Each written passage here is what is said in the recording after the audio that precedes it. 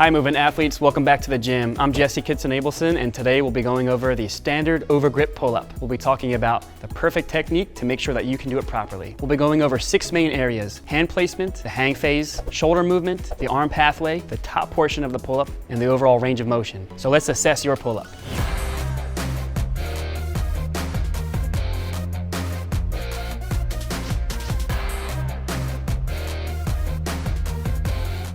So what kind of exercise is a pull-up? Well, it's classified as a vertical pulling exercise, and it starts from the hang position. Doing this well means you know how to engage your back and your rhomboids to squeeze your scapula together before doing the pull-up. It also means you know how to keep a good body line while moving in this plane. It is one of the most fundamental skills when training calisthenics, and it leads to more complex things like the one-arm pull-up and the muscle-up. The pull-up is key in calisthenics.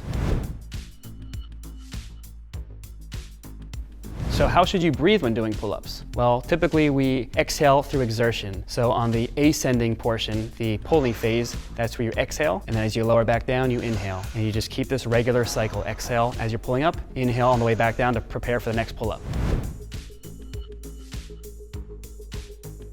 So what muscles are we working when doing pull-ups? There's a whole array of upper body muscles. So we'll be using the forearm flexors, the radialis, the brachioradialis, the biceps, the triceps, the lats, the teres, the rear deltoids, the rhomboids, and the core for stabilization. So what are the benefits of training the pull-up? Well, you'll be improving your grip strength, your arm pulling strength. You'll be keeping your shoulders in balance with all the push strength that you're doing. It's also a gateway to larger, more complex skills like the muscle-up and the one-arm pull-up. It is one of the most foundational skills in calisthenics to train the pull-up. So how long does it take to obtain the pull-up? It can be as fast as 1 to 2 months if you train it 2 to 3 times a week consistently. And the key word here is consistently. If you don't train it as often as 2 to 3 times a week, it will obviously take much longer than that. But it can happen within 1 to 2 months with this consistency.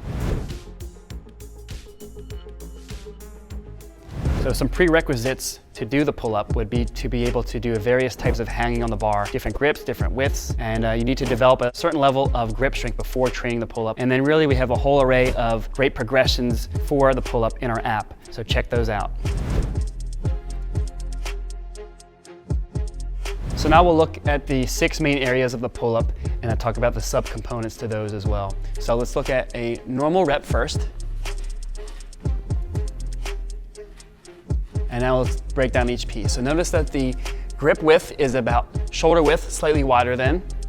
The bar is in the palm of the hands to help reduce elbow stress or pain. Now for a wider or narrower, it's going to change the intensity and the muscles focused on in the exercise. Okay, now we're going to look at the hang position. So Blake is in a long, straight body, his legs are together, shoulders are elevated and slightly externally rotated. Okay, now the next piece is the shoulder movement. So now we're going to squeeze the scapula together as the first piece, which sometimes it's going to move the head behind the hands, which is fine. And then we'll get into the arm pathway. So pulling the elbows down towards the hips. Okay, so at the top of the pull-up, he's got the scapula squeezed together and his clavicles are right near the top of the bar. He's in a tight arch position. And then we can do the slow descent back down to the bottom, and that's 1 rep. So that's what the 6 main areas of the perfect pull-up will look like, starting from the hang position with the hands at slightly wider than shoulder width to make sure we're getting the correct muscles. The hang phase of being straight, long body, engaged core, feet together, which helps with core stabilization versus the bent-legged, cross-legged style. With the longer body position and legs together, you've got to stabilize. I'm looking at the shoulder movement where the scapula are squeezing together, and then the arm pathway of having the elbows be a little bit in front of the body instead of completely out to the side. This is called the scapular plane, which is basically the 30 to 45 degree position out to the side. This is where the arm wants to be when the scapula has to move around the ribs. So this is why this is the best range for your arms to be in when doing the pull-up. And then talking about the top where the scapula are squeezing together, we're at a tight arch position, and that way we can focus on the posterior side of the body. And then descending back down slowly and finishing in the straight arm position, which is the range of motion going from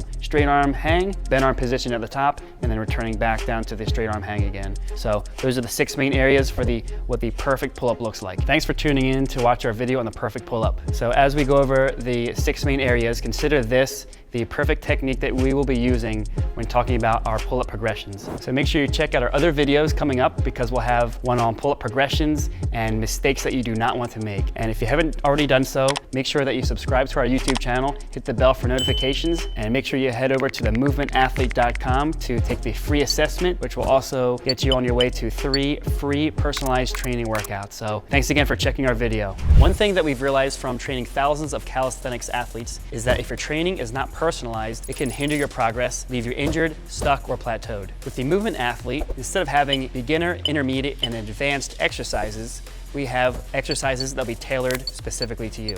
It's also important to be well-rounded with your training. For example, some people have really strong legs, they might have weaker arm pulling muscles, or are lacking the shoulder mobility for handstands. You are a unique individual, and your levels of strength, mobility, and flexibility are different from everyone else's, and your training should reflect that. If you want to build skills, get stronger, and do it in a holistic way that will keep you healthy for years and help reduce injury, you've got to personalize your training. But the reality with personal training is that it can be pretty pricey, and it's often not available for what you want. And that's why we created the Movement Athlete Assessment.